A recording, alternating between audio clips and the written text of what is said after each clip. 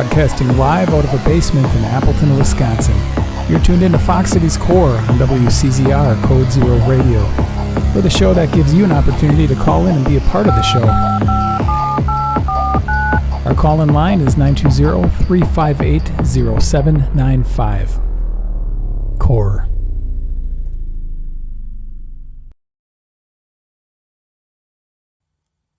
Hello, everybody. Welcome to Fox Cities Core on WCZR Code Zero Radio.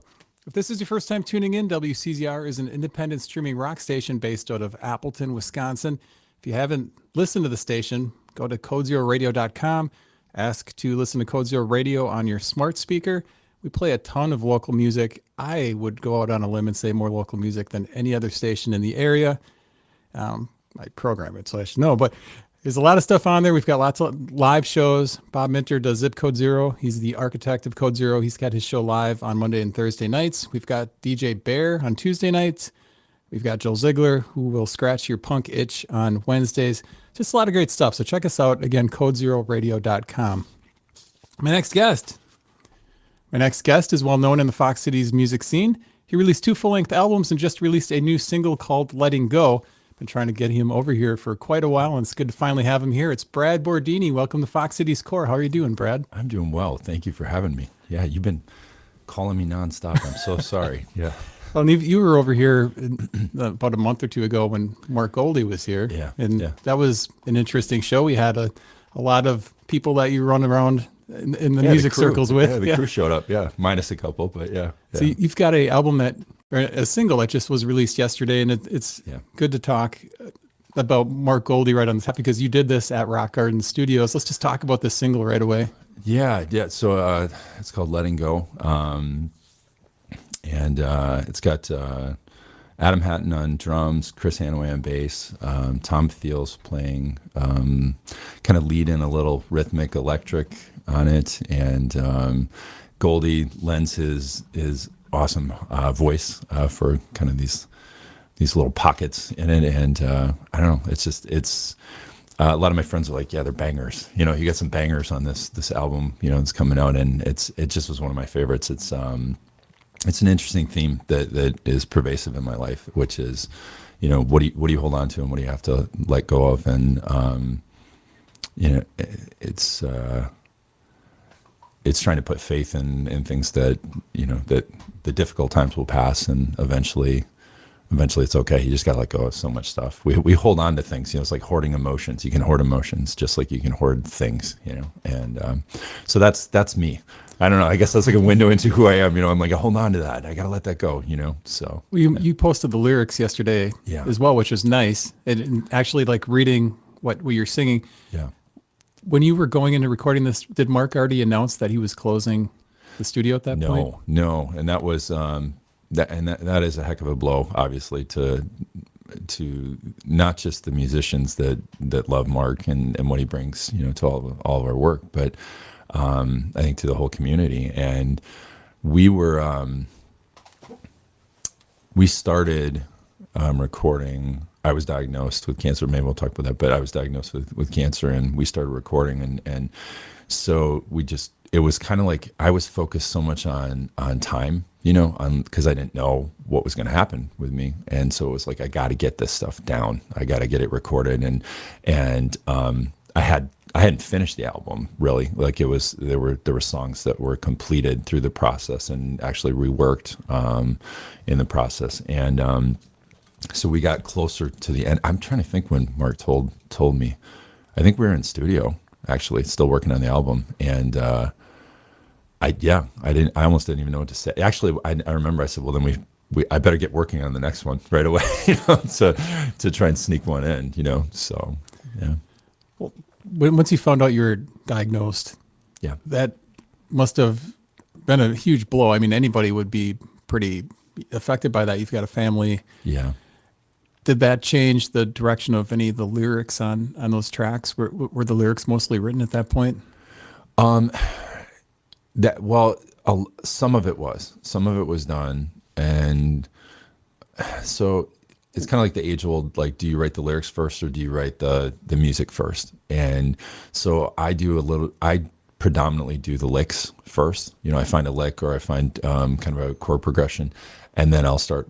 It just kind of funnels out of me usually. But I revamp some stuff associated with that, and excuse me, my work in general has a lot to do with kind of life and death. I had strong influence from listening to Dave Matthews Band and kind of Counting Crows and stuff when I was younger, and in addition to all the classics, and blues and things of that nature. But I think at a very emotional, influential time, I listened to a lot of Dave, which has a lot of this pervasive, like live or die sort of theme. And so it's hard for me to know how much was original versus what I revamped. Like if you asked me, tell me which song came at what time, it was such a blur, I guess is the best way to put it. Everything was such a blur at that time that only certain things really stand out. And especially after I had surgery, like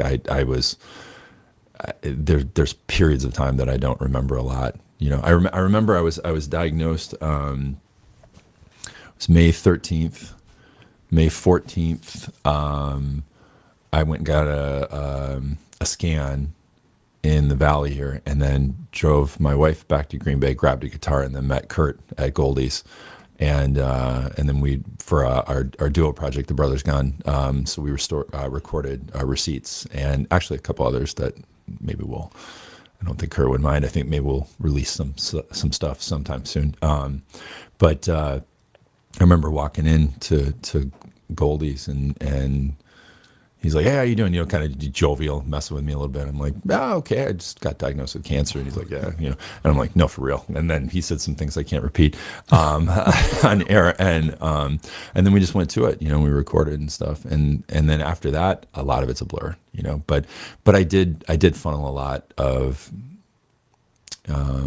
I know I revamped some lyrics in the process, and then I kind of, like I said, I think I actually wrote one or two during that process, so.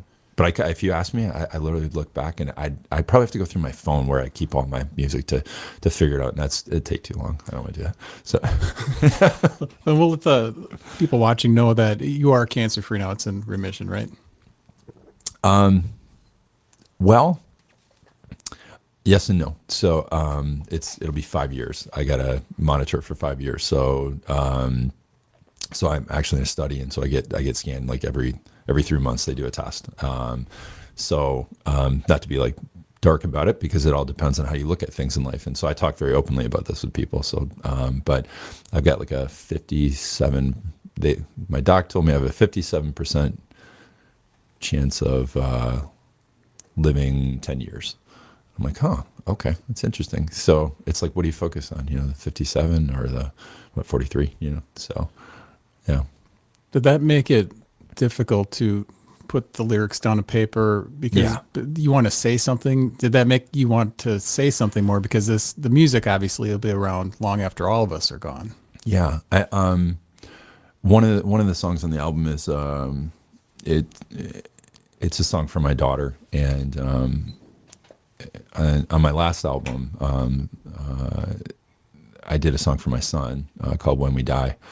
See, death, right, and everything. So, and I did that song for him, and my daughter said, like, "Why hasn't Dad written a song for me?" And so I wrote this one for her. And I remember being in the studio, like I remember writing that and getting very emotional, very, very emotional. And then recording, it was interesting. It was writing it feels good. Writing it feels good because, like you said, it stays. It's like, here's my message. It's almost like, sending a recording to someone, like, here you go. You'll have this no matter what. But recording it was tough. There were multiple times where I don't think the guys even knew, like even doing scratch tracks, I got really emotional, tearful, and I'm a crier, so I don't mind saying it. I'll say it, and so, I got really emotional, and so it was thinking about what's going to happen if you're gone, and what are they going to do and what will they remember? And it's a really weird process, and then on top of it, it was actually really emotional, because I started having peripheral neuropathy. So my hands didn't work as well. One of the tracks is called The One. and I might actually release that maybe sooner than later. I don't know. But that one, I did a scratch track with, I was using like my old Taylor guitar or something, like not what I would record with. And just because it's in like an open tuning. And all of a sudden, my hands just didn't work, and we took a few takes, and finally we got one where it was enough that I didn't stop mid, play, and it was enough to keep. And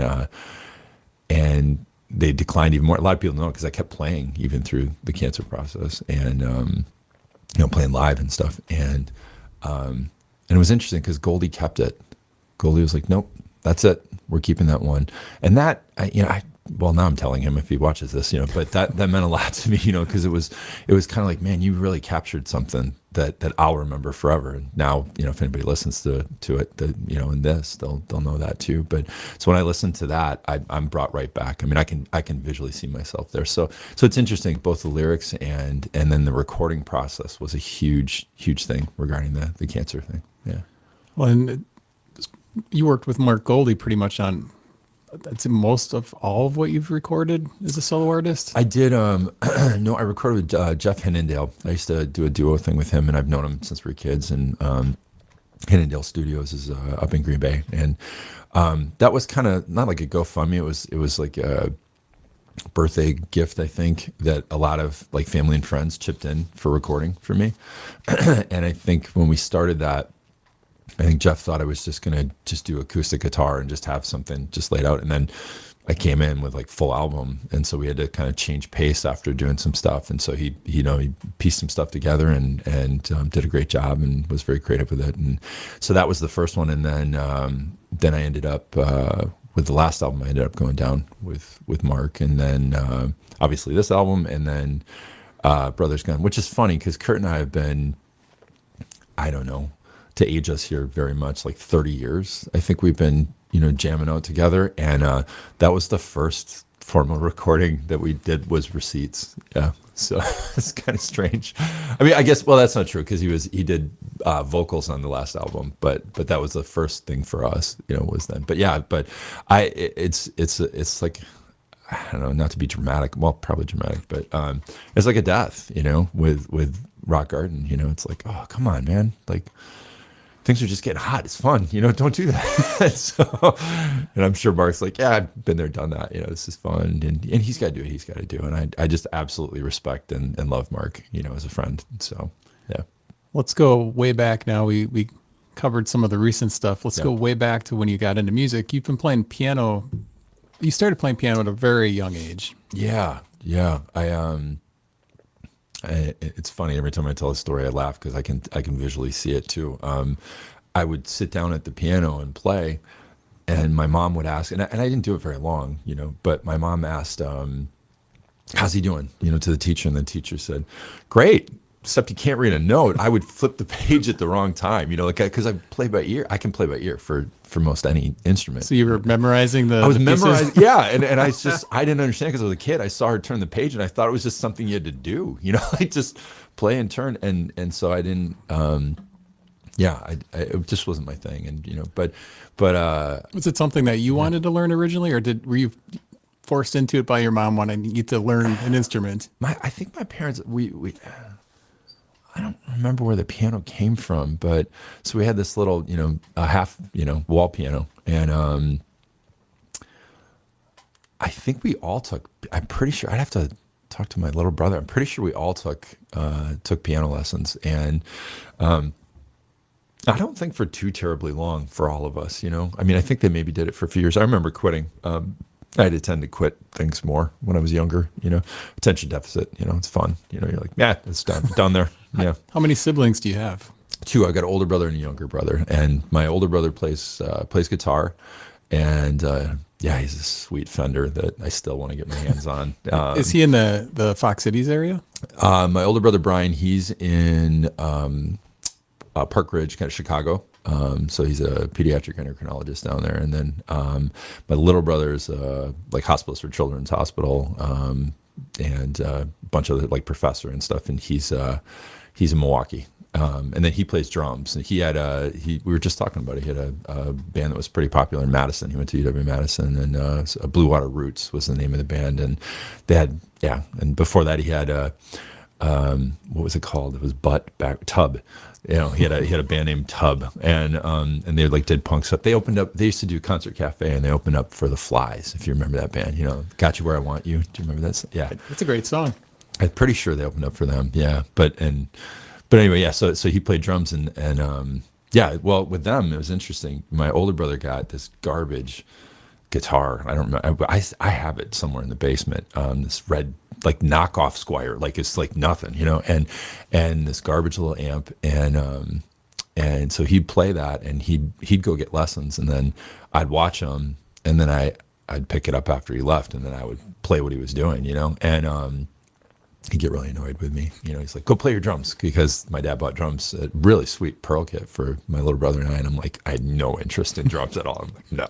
My little brother's phenomenal. He was really good, really, really good drummer. We did some stuff together a little bit, but yeah, it was interesting growing up. It was piano, and I still play. But I can't, if you told me, like, here's the progression, I don't know. Like, I remember C. I remember where the note C is, I'm like, okay, it's right there, but beyond that, I can't do anything with piano, but it was guitar for me. And then after that, I learned a whole bunch of instruments, but I'm more of a strings kind of guy. You guys never had a family band?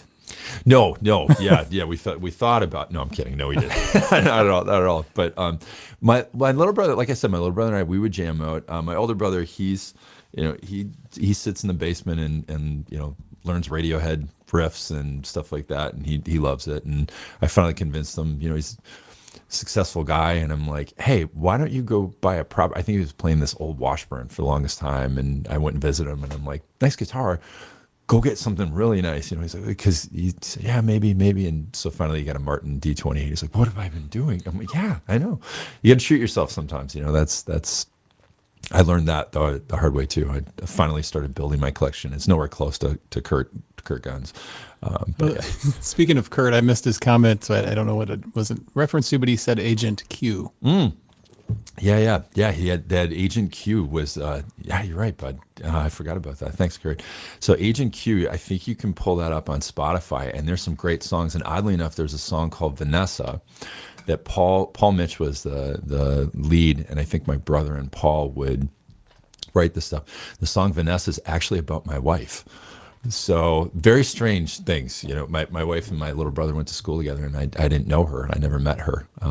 So it was very odd to find out that this song that I liked many years later was about my wife. So, yeah. Yeah. Interesting. Does it make it kind of weird for you to listen to that? Yeah, that it was very strange. Yeah, it was kind of like not what I was expecting for sound. It's kind of like a acoustic, and I don't know. I just heard like 4 seconds. Yeah, it's like a mixture, because they'll go acoustic, and then all of a sudden it will kick in with hard electric and like a speed change to it. Yeah, in Vanessa's, if you listen about a few minutes into it, all of a sudden it's just slamming. So. Yeah, they were fun, and Kurt and I used to mess around. We'd be playing in the basement, they'd be playing in the basement. We'd write some stuff together, and yeah, it was fun. So yeah, Kurt Gunn. Let's talk about Kurt. You guys have been a team for quite some time. When did your first memory of meeting Kurt? Dynamic duo. I don't know who's Robin, but I met Kurt. I think we were 15. He came to this girl Erin's house to beat me up. That's a true story. True story. And I remember opening the door, and like, if memory serves, he may say I'm wrong, but I don't know. But if memory serves, I opened the door. I was scared. I'm like, oh great, this guy, I don't know him, and I invited him in, and I think it took him by surprise, kind of like he's here to beat me up, and I'm like, yeah, come on in, and we just started hanging out, and.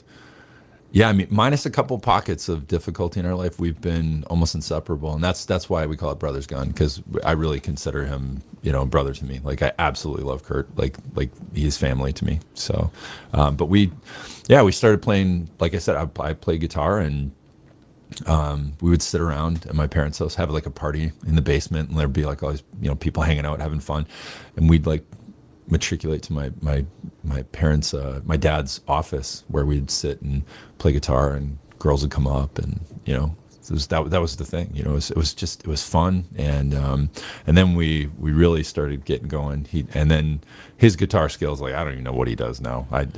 It's ridiculous. So I think Kurt mentioned at one point that you actually taught him a little bit how to play guitar. yeah, that was so it was at that time he didn't really know how to play anything. And then I remember he got a Yamaha guitar, electric guitar, and it just kind of kept going. And then we formed a band, a duo that we called Sable Array. I'm sure he's laughing if he's listening. I still have the cassette tape of our demo, which is just atrociously beautiful. We did that for a while, and then we formed Commonplace, and that was fun. Man, that was fun. We had it grew. It was a duo, and then it became bigger, and we had sponsors, Bud Light, and then Red Hook beer out of Seattle or something. It was really weird. Yeah, they sponsored us. So I've got like gear like in some box somewhere, from them. And Commonplace got their start at the Razzmatazz, right? Yes, yeah. I can't believe you know that. Kurt's been here. Yeah, I suppose I didn't know he talked about that. Yeah, with Jim Soup Campbell, and Jim was just great. It's like these two dumb drunk kids, like. It's like, yeah, come up on stage. I think he loved it because it just cut his time, but yeah, we would jam out at the Razzmatazz, and it was ridiculous. It was fun. Do you miss at the time, did it seem magical? Yeah, it was. Looking back on it, it probably has a magical allure to it now, but I think we were both really nervous. I remember we'd have to have some cocktails before we would get up, and truth be told, I don't think anybody cared, at the bar. Like, I think at one point some guy told us to shut up, he was, and we thought we were so good, and then we'd play back stuff, like we'd watch like old school cameras. I think like we had like VHS, like at one point. That's how old this is, dating myself so much, but I remember watching it back and it was like, this is just atrocious, yeah, we thought we were great, and it was just so much fun. Yeah, the nostalgia. Just right now, that's all I feel. It was so much fun. I wouldn't trade it. It was so much fun. So, what was the big hit during the days of the early banks? I know you guys played Dave Matthews, Counting Crows, things like that. It would have to be something like that. We had started originals, and actually, at one point, my wife was pushing so hard for us to actually release the oldies, like the old songs, and we pull them out every so often, mess around when we're sitting around playing guitar, and they're good. They're actually pretty good. They're very remedial, I guess would be the best way to put it. But I'm trying to think, cover song wise, it had to have been Dave stuff. Ours, I couldn't even tell you what we were playing. That wouldn't matter anyway. But what was the percentage of originals versus covers at that point? I like that you asked that. I was very much Kurt laugh, like I used to say all the time. We're losing them. We got to do something they really like. Let's play, Guns N' Roses or something. And he's like, he'd just be so annoyed with me. And man, did he tolerate that a lot. But I want to say at one point I remember it was like 80 some percent covers, 20. Like we used to do that. We used to actually sit and do the percentages. I remember doing that. We had an apartment together and with a few guys, and I remember writing out set lists and thinking that, what is the percent that we can get away with? Because a lot of places didn't want it. They really did not want original music. And to Kurt's credit, and I don't think he actually gives himself enough credit or realizes, but he pushed a lot back on me and was like, no, it's got to be original. And then that evolved, and we formed something called the Songwriters Revival. And we had people, Melanie Jane from Stillbridge Music Festival with like Pat McDonald and stuff. We had her come down once, and we had people, the Blue Heels, I think Robbie Schiller came and played, if memory serves. And but we would do it like we took our pay and like gave it away to them because it meant so much to have original music, and we did that at Pie in Green Bay. There used to be a place called Pie. So Kurt's always been on that, like, original. And now, Will Pepper covers it now, but usually we kind of change them up a little bit. Occasionally they're note for note, but yeah, that was a big deal. It was something that actually stuck with me to help me now where I'm at, where I'm like, no, just do what you do for you, as opposed to, and that's not a slam towards fans in any way. It's just more, in order to continue and be creative and love the craft, you have to do, it's not selfish. You have to, everything in life, you have to do for you. And if you give all the time, then it loses its luster, and that's where defeat creeps in, and misperceptions. And so actually I thank her for that. That was a great life lesson, A couple comments here from Kurt and Carrie that I want to read. First one, Kurt said broken fence. Oh yeah, broken fence. I wish we could record that one. Yeah, it was a song. Is that okay to jump into that? Yeah. And so we broken fence. We were highly intoxicated at a friend's house, and and another one of our friends came over and had a tantrum and like broke this fence. Like he just freaked out and broke this fence. And Kurt came up with these lyrics, and I remember we recorded on this old 4-track. I don't even know who had that. It was Sorensen, right, Kurt? I don't know. And we did this live recording. I think we were drinking then, probably. And so we had this like almost scratch track of it, and it had so much energy to it, and it's like it was just all distorted. And to this day, I can't replicate the solo that I did, like kind of pervasive throughout the song. And Kurt's vocals, it was wild. But yeah, Broken Fence was kind of the song back in the day. That's good memory. Yeah. There's another comment here from Carrie. Hi, Carrie. And it's Fifth in Water. So Fifth in Water. Kurt, yeah, good. No. Fifth in Water was a song that, so I went to Eau Claire for college for a little while, and a lot of our friends did. And at the time, Kurt and I, we would play like homecoming, at our friends' places, and you're talking, basement slammed and just hot and fun, and our drummers looks like Tommy Lee, he's got his shirt off, and it was just tons of energy behind it, and so those times were a lot of fun for us, And Fifth and Water, it's Water Street in Eau Claire, and it's referencing a time. It's a time when we were very free and we were wild, and life wasn't as serious, and it was, connection, and we go party at the Camaraderie bar, and I mean, God, it was so much fun. And so it's got a little pain to it, but but it was this anthem, and it has a line in it, we all fall down, and it's repeated towards the end, and we used to play that, and the whole place would be singing it, with us, and it was so much fun. And maybe we recorded that, maybe we did, maybe that'll see the light of day. I don't know.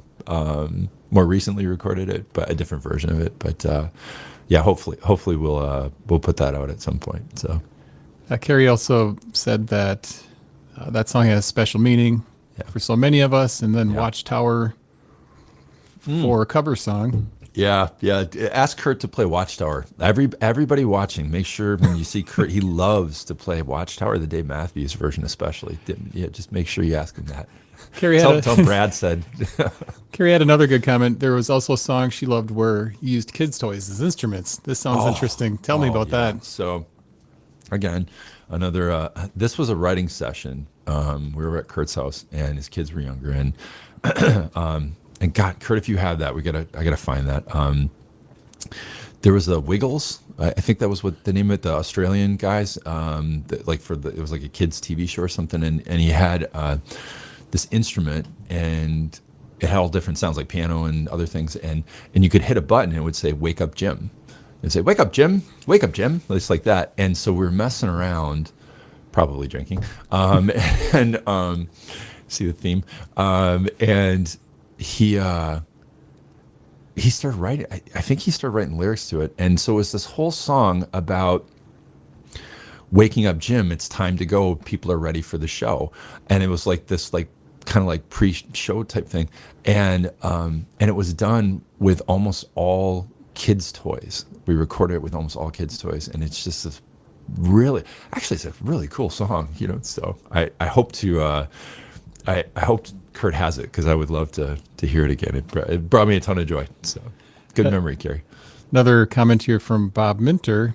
If someone gave you $20,000 voucher for the Chicago Music Exchange, what guitar would you seek out?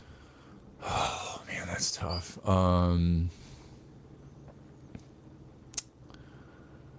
Oh, that is really tough because I'd be torn with like the pre-war.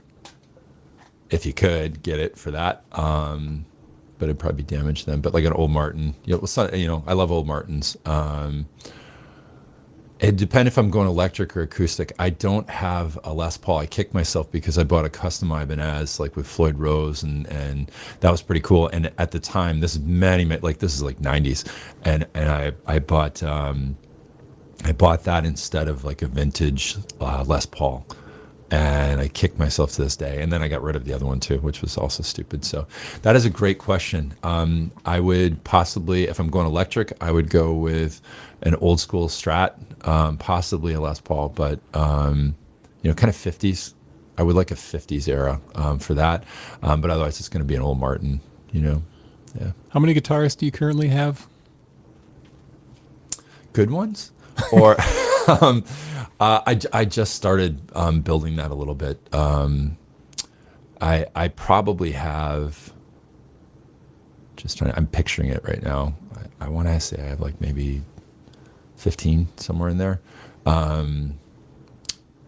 I was saying before, you have to treat yourself, and again, Kurt was very kind about that. My wife has supported me. She's bought on my birthday, bought multiple guitars for me, and but more recently, I've gotten I bought off of Goldie, 1965, the Chet Atkins version, the Countryman that.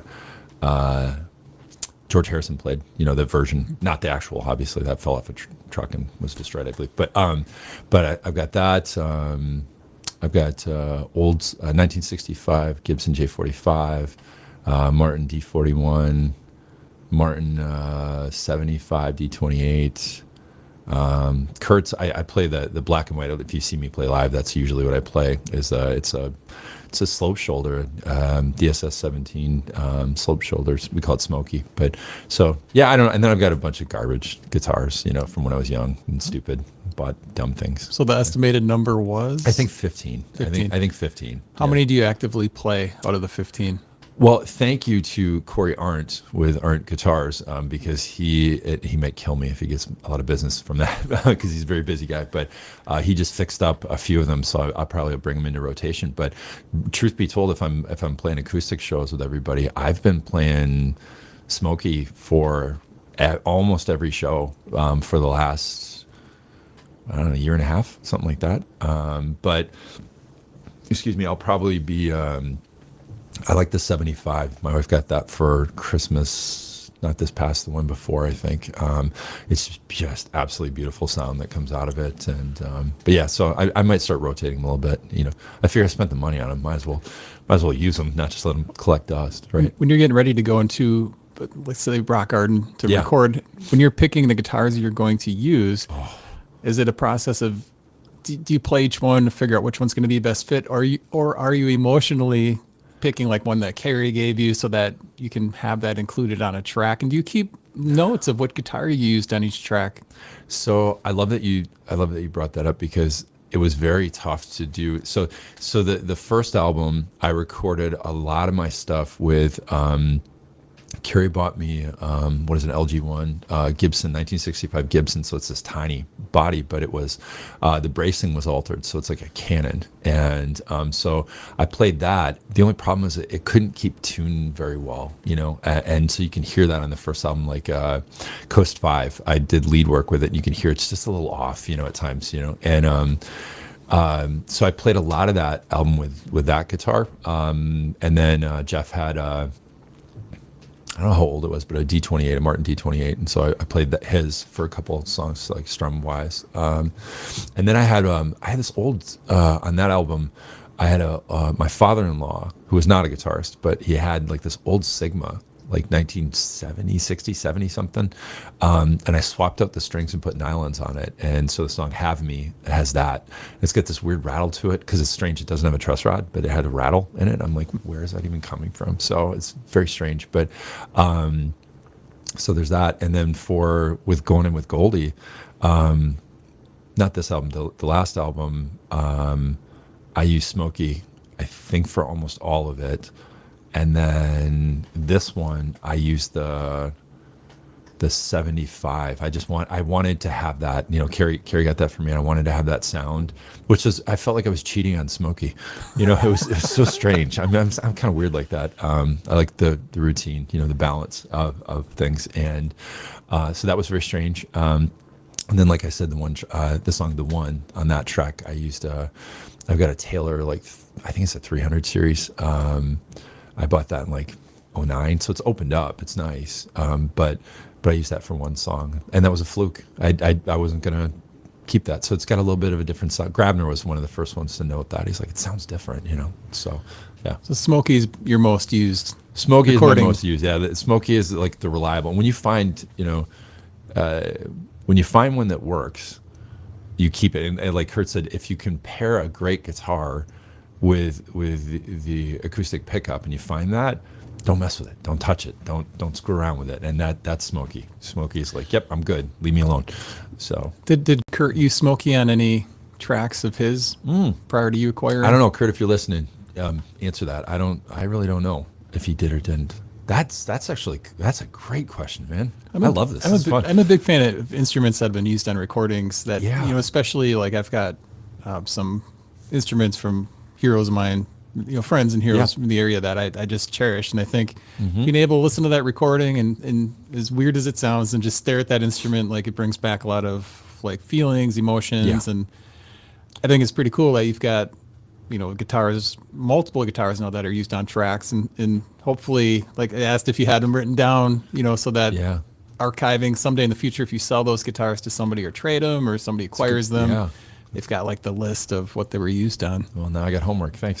But no, I love that idea. And in fact, that was partially why when I saw Mark was selling his, I was like, ooh, I'm going to grab that and I need to ask him. I think I asked him and I don't remember. I don't think he was 100% sure, but I said, did you use this? Because I know he had the other one that I think he sold to Fryman. I think that was on some of them. So yeah, that guitar that Dave Fry has, that's been on a million albums. Yeah, so I should actually go back and talk to Mark about that too. And you're right, I should write these things down. So well, yeah. I guess Kurt didn't use Smokey on any of his recordings, but there you go. Well, maybe next round, right, Kurt? So cool you have it. So how long did Commonplace last? It was quite a while. Well, that's an interesting question in that which version. So there were multiple versions of that band, and I was in it in the beginning when we first started. Kurt and I had a falling out actually, and it was more on my end. I was I rode the Razor's Edge with using alcohol at that time, and Kurt had the foresight to see that if I would have stayed in the band, it would have cost me probably something. And so it's interesting. He told me that more recently, and I hope he's okay with me talking about it. But I'm grateful to him for that. At the time, I wasn't. I did not like him very much at that time. We used to show up at venues back in the day, and it was but we buried it, and the Commonplace moved forward, and then I'm trying to think who took over after that. It was it Ricky? I think it was Ricky. Jumped in, and then I don't know. They played for a while and actually built up and got even bigger, and but we did that for multiple years, and then Kurt and I kind of did our own thing for a while, and then luckily and fortunately for my life, not just music, we came back together, and I remember distinctly I was driving in a car and talking to my wife, and I said, I miss my best friend. I just miss him so much, and so then reached out to him. So Commonplace was it was a hell of a ride for many years, and I loved watching them succeed after I left. Truly, and that's truth. I was very happy for them. Probably jealous at some point about it, no doubt, but we did cool stuff. We had fun. We went and did like a mini version of Led Zeppelin and trashed a hotel room in Michigan with like ketchup packets. That was about it. It was like, we were just like, drunk and wild night. We played up in Escanaba. It was a long story with that. It was really weird. We were on the radio and played at this like movie theater thing, and it was wild. But that was kind of it. We played local, had some coverage and had fun, and then they took it from there. So did you step away from music for a small amount of time? At first, very briefly, and then I played with Sarah Zacek in Green Bay area. Played some gigs with her, and then kind of stepped away for a while. Actually, I'm trying to think how that happened. Can't think off the top of my head of how long it was, But I didn't do tons of gigging for. There was a little bit of a break, and then I started writing more, started playing more, and then did solo stuff, and then played with Jeff for a while, and then really started connecting with Kurt again and playing again, and then that took off, and I was doing a lot of solo stuff, and then I had a couple other friends that I would jam with, and we start, kind of those like on the cusp of doing something not, and then they'd hop up at a show, and then it just didn't. Excuse me, it didn't form anything. And then really kicked it in, over the last, couple of years, been playing a lot. So when did the Brothers Gun project officially start? Oh man, that's tough. Because you've got the single out, but we're probably playing for a while before that. Yeah, and it's kind of interesting. We're up for for the Whammies as new artists, which I just love. It's like we've been playing together off and on for 30 years. But people can go vote for you guys. That's true. Yeah, you could vote for the Brothers Gun. Here's my plug: the Brothers Gun on the Whammies for new folk. I think it's folk artist and new artist. I think best folk artist and then new artist. But I would say under the Brothers Gun, and actually the best way to put it is forming a band, not just a couple times here and there getting together. That's what it was. It was more us getting together a couple times here and there and jamming with each other, and then it became like we should do this again. Like this feels good, this feels right, and we should do it regularly. At least on my end, and I think Kurt would attest to the same. And then it just I think we agreed we need to make it professional and form a name, and then it was like, let's get in the studio. And so it started out with the two of us just hanging out at my house. And just I would hit record. You never knew if you're going to get a lick or a cool song, and there's I've got tons of us, hours of us just sitting there, hanging out and doing songs, like almost full songs, and writing them down. I would scribe, real quick for Kurt, and he'd come up with something, I'd alter it, and we'd back and forth lyrically, and so it's just been so much fun. And then we started playing in the Valley more, and around here, and Gibson a lot. Dave over at Gibson has just been so kind, and we'll be there on the 14th. That's my birthday. We'll be there. It's so bad I don't remember. We're opening up for somebody with Girl and the Brothers Gun. So that's Girl and the Gun with Amanda James, but they brought me in, and so it's Girl and the Brothers Gun. We headlined at Gibson a while back, and I think I'm still trying. I would like to release it because we have a live album of it. I'd like to release it, but I got to twist their arms. And maybe they'll let it happen. I don't know, but it's a pretty sweet recording. So, what's the dynamic like with the Brothers Gun compared to the early Commonplace years? What's different and what's the same? I think the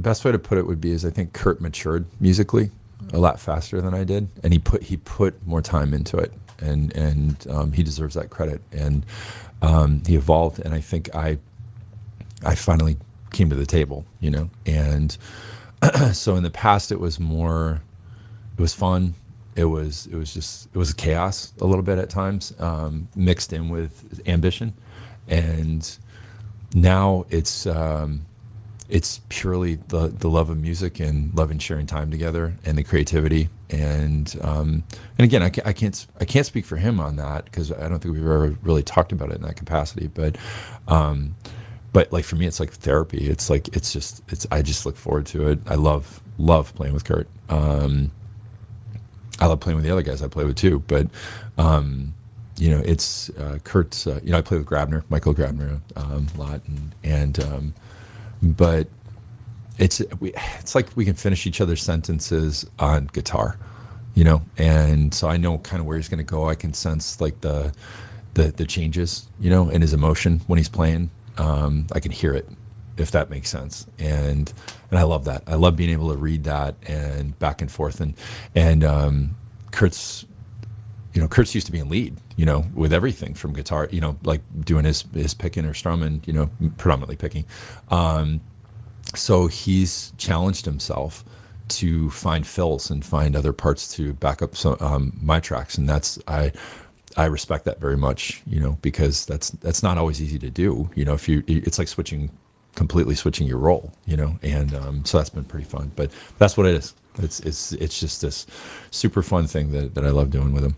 So Well, you and Kurt have been around long enough now to receive one of those Legends awards at these shows. That's You've really been around funny, that man. long. Yeah. But you've assembled a tight knit group of musicians in the area. Yeah. You mentioned Michael Grabner. You've got Tyler S.J., who's recently in the fold, who you played on one of his tracks Yeah. on his Christmas album. Yeah, And that was performed a nice big show at the Tap Room. Yeah, that was fun. It was weird. That's the only time I recorded the tape, and so it was. I showed up and I didn't know what we were gonna do. I showed up with like 3 guitars. I'm like, pick. What do you want me to do?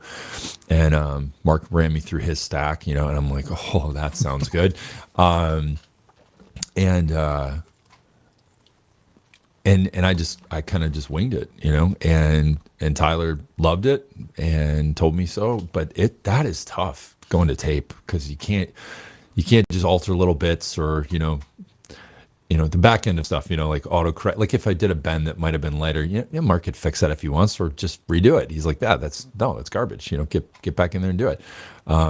But we did the take and I love it. I love that song. I think it was Kurt that actually said, he's like, you can play that all year round, and it doesn't have to be a Christmas song, So, and then, the live, that was fun. The live was really wild. I forgot that I didn't change my strings on my telly for like forever. And so I got on stage and I'm playing and I did a bend and I snapped a string. So I played I think I played 3 songs that night. So I played 2 of them with missing a string, so I had to alter up on stage. I'm like, all right, where am I going with that? So it was actually a little bit of a challenge and fun. So how does that rank in the level of things that have happened to you during a live set? Is there anything that happened that beats that as far as a stress level? Back to Eau Claire days, I remember we were doing Blink 182. Damn it, that song, and like I said, it was hot basement and stuff, and for whatever reason, I didn't have my guitar strap like latched well enough or something, and it popped off, and I caught the guitar as it's falling and kept the riff going, and everybody went nuts, like the main riff from it, and everybody was like, nuts for it. That was really stressful. I'm like, I almost destroyed my guitar, but it was cool at the same time. It looked cooler than it was for me internally. I've had but I know one when at Gibson when we did the album release. I don't even think I told many people this, but so the first song I did is Strangers, The Strangers We Know, and so it does this little guitar part, a couple rounds of it, and I went to breathe in to sing, and I had a cough drop because I wanted my throat to be good, and I inhaled spit and almost choked. I'm like, and it was the first note. I'm like, great, this is how this is gonna go. So that was I kind of muffed the first word, and then I recovered. But I try not to cough, and then I'm like, oh, did I ruin my voice now? So you just get in your head, And then there were other ones. Kurt and I played this place. I don't even remember where it was, but I think everybody showed up in snowmobiles. Like we didn't know where we were playing, and it was almost like the Blues Brothers with like the chicken wire.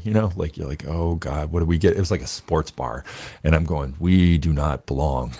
And this guy set up a table right in front of us, and just like this, he's just staring at us, and we get done at set break, and I walked up and I'm like, hey, something to the effect of like, can I talk to the owner? Because I was gonna say like, let's just pull the plug on this, And I said, where is he? He's like sitting at the table in front of you. He was a guy like heckling us. So that was a pretty terrible gig. I was notorious for setting up, and Kurt will attest to this. I was notorious for setting up these god awful shows, and I wouldn't research them. I just heard something that someone played there, and it was just anything I could get. I'm like, yeah, let's do it. So. Yeah. That's the way to go, though, because sometimes those shows can end up being really fun. Yeah, well, true. That's actually very true. Not that one. That's for sure. So who normally does your artwork on your albums? Is that something that you're doing, or is Carrie doing that? So the first album, that's a picture I took.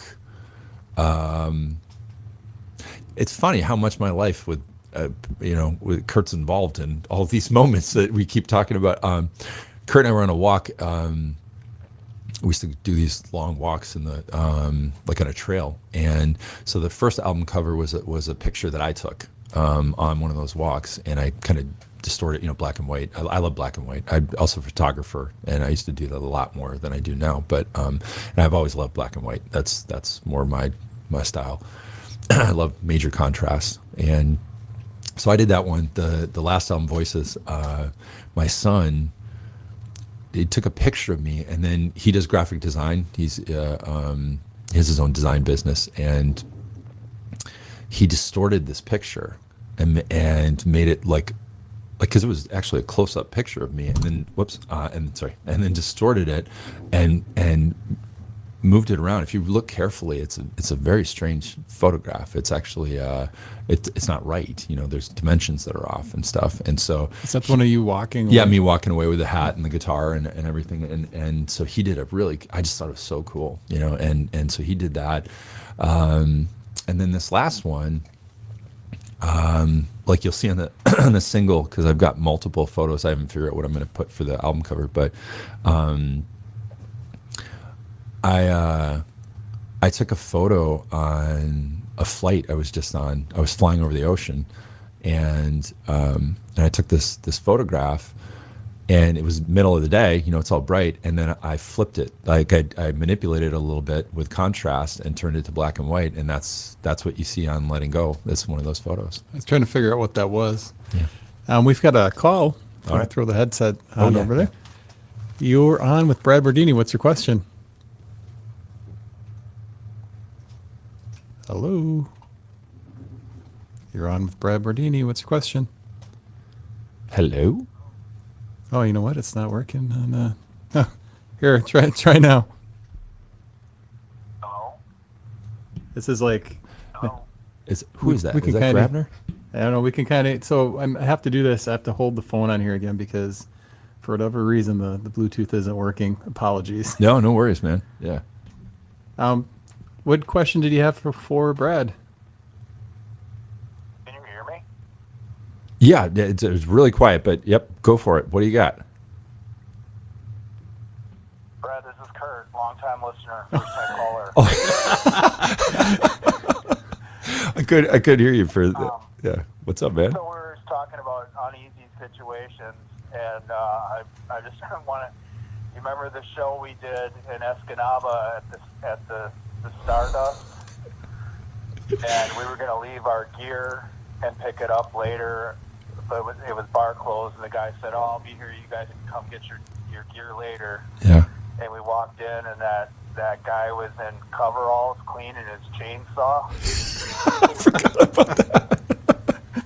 Wait, was that where we had the rain coming through on the stage before we went? The locals called it the dirty duster, and we're like, "Oh no!" Yeah, The rain that's was right. coming through on the stage, and we played in front of it.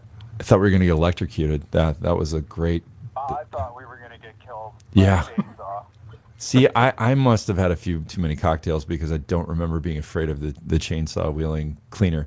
But I love that memory. That's awesome. So, yeah, Kurt, I really apologize that this Bluetooth isn't working. Thanks for calling, though. Thanks, buddy. That was great. Thanks, Kurt. Yeah, so, Bluetooth issues. We'll get it fixed. That is yeah, that was an interesting trip, that's for sure. Yeah. We ended up a lot of stuff I can't talk about on the radio. Never mind. I've got to get you and Kurt together over here at some Oh, point. yeah, 'Cause that'd I'm be sure you great. guys have stories for days. Yes, yeah, definitely. Yeah. And then we feed off each other's energy. So I don't know if you really want to bring that in. No, I'm just kidding. Well, so the new single, you released it yesterday. What's the response been so far?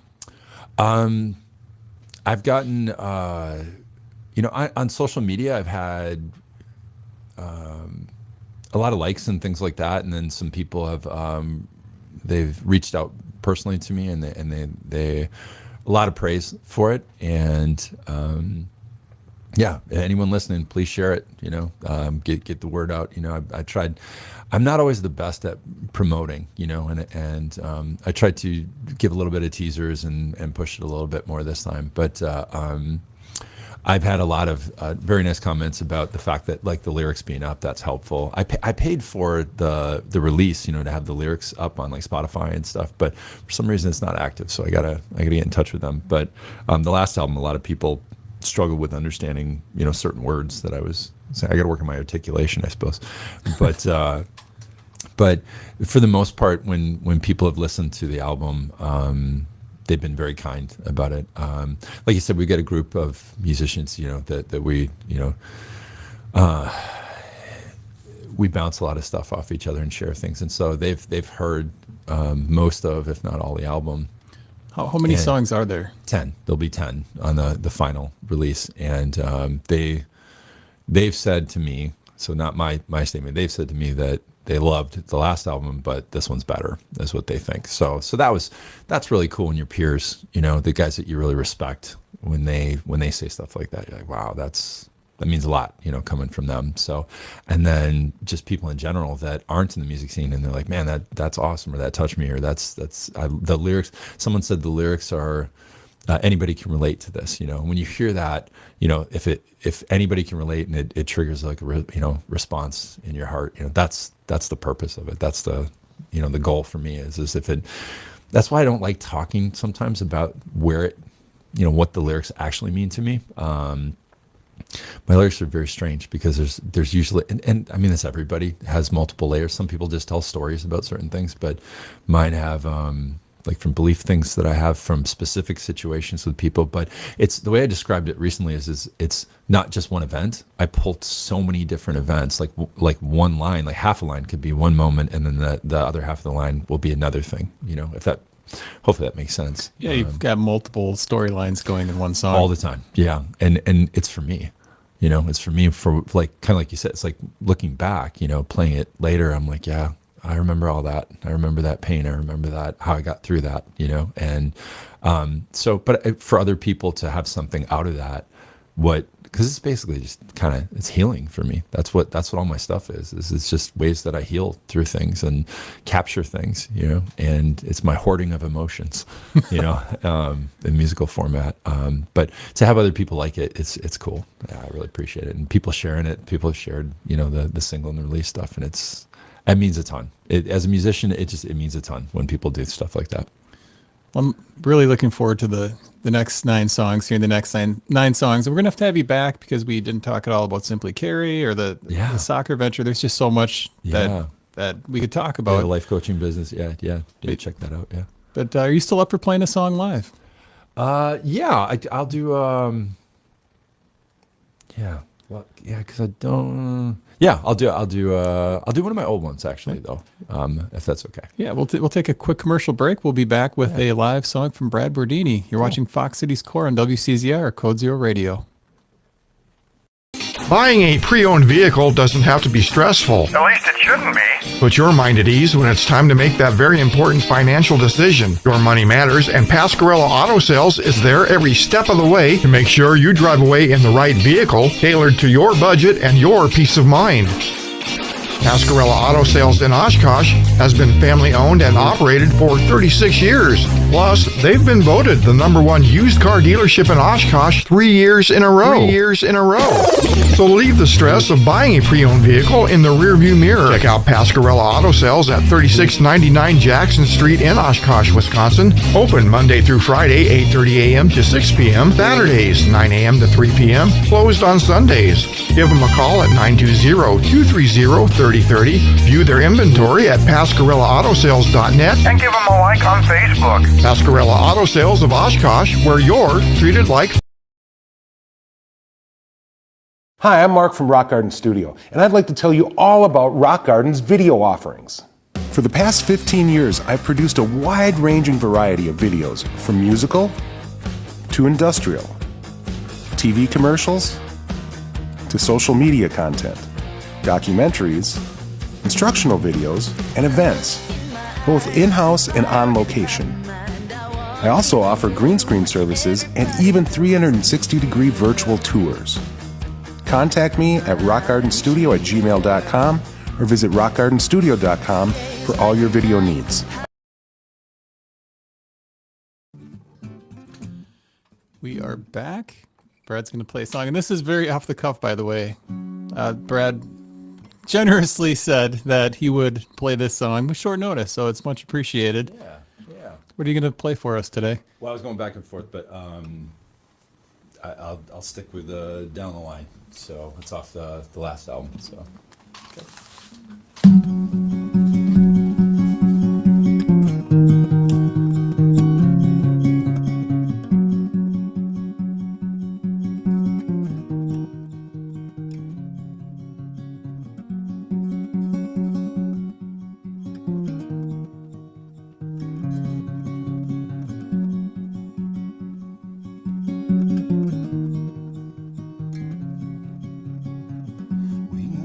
Train going nowhere. Kinda like my life, I don't really care what direction, what lies in store for me, what stops ahead, what moves me. Feel the engine rolling down the track, rolling back the days I'm living in the past. Gotta find the new, the change of place for progress, but I guess it's hard with only change in my pocket. So roll on. This may be the ride of your life. Go strong and live long, but no one tell you you're wrong for letting go and moving down the line.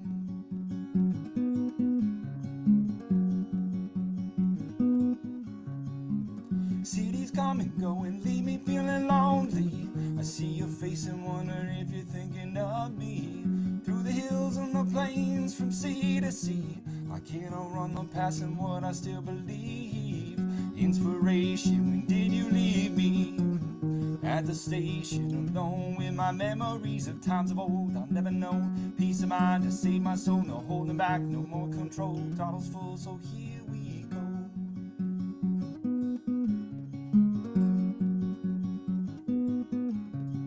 I don't feel so good, please slow down. I need a moment to put my feet down. Now we're falling, leaves me calling. Will this line ever lose its longing? I can't stand this freight train moving. Where we're headed makes me lose my mind. Oh my mind. Roll on and hold on. This may be the ride of your life. And go strong and live long, and no one tell you you're wrong for letting go and moving down the line. Down the line. Down the line. Down the line. Thanks, man. Nice job, Brad Bordini. Thank you so much for doing this. Thank you for coming on Fox Cities Core. Hopefully come back sometime soon. I would love to. Thanks for having me. Look forward to the rest of the songs you recorded. You've been watching Fox Cities Core on WCZR Code Zero Radio. Have a great weekend, everybody. Thank you for watching Fox Cities Core on Code Zero Radio. You know the drill if you haven't already. If you could find us on YouTube, search for Fox Cities Core. You'll be able to go through and watch some of the interviews we've done over the last 5 years. Please subscribe so you don't miss out on future interviews. Be sure to check out and support all of the great resources we have here in the Fox Cities. This really is the greatest music community. Lost track of time.